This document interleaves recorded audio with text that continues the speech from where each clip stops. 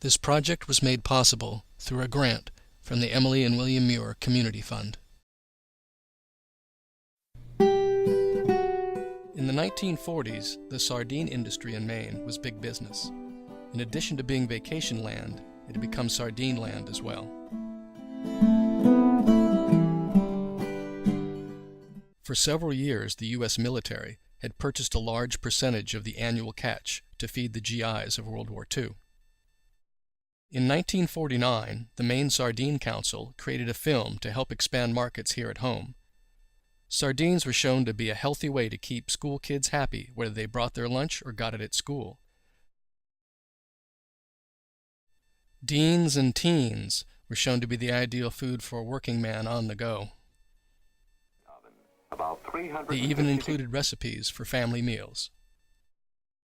About 350 degrees for 15 minutes. It's inexpensive, easy to prepare Maine sardines and potatoes au gratin. Over 40 sardine canneries had established themselves along the coast, and they all needed to be brought tons of sardines while they were still fit for canning. That was the job of sardine carriers, and they were in great demand along the coast.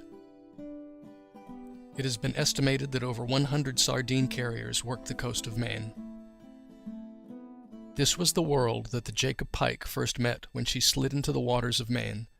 She was built at the Newport and Wallace shipyard in Thomaston. It was April 28, 1949. Sought out by both fishermen and cannery owners, the boats built at this small shipyard relied on the skills and ingenuity of Roy Wallace. Starting in 1947, Roy used a single hand-carved half model, and without the aid of any construction drawings, a fleet of 6 sardine carriers were built. The sister ships were christened Ruth Mary, Mary Ann, Pauline, and Glengarry. One year in January, my father was there, it never went above 0 the whole month. And he got down to 25 below, and he said that day we weren't going to work. We worked all the rest of the month. It was down 20 below, 20 plus below, and then we got down to 25. He said, we're not going to work today. We're going to all went home. No crew drove wedges when they get ready to pick her up, roll wedges. And we take the blockings out from underneath and let her, then we saw her off, let her go. And that's the most important part, when she go, because we never knew whether she was supposed to go in the water, but we wasn't always sure of that. Present for the launch was Jacob Pike. That shipyard, it was on an inclined plane with the skids seriously greased with a yellow type of grease. It was held by two 2x10s, one on each side of the skids. They were so marked in inches to be sawed in two, and to keep the people who were sawing, which was my father, Alger Pike, and my uncle, Moses Pike, were given hand saws to saw through two 2x10s which held the ship on the inclined plane.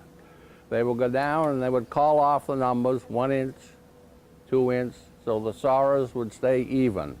And when they got down to about 2 inches left, the 2 boards broke and the thing gently slid into the water some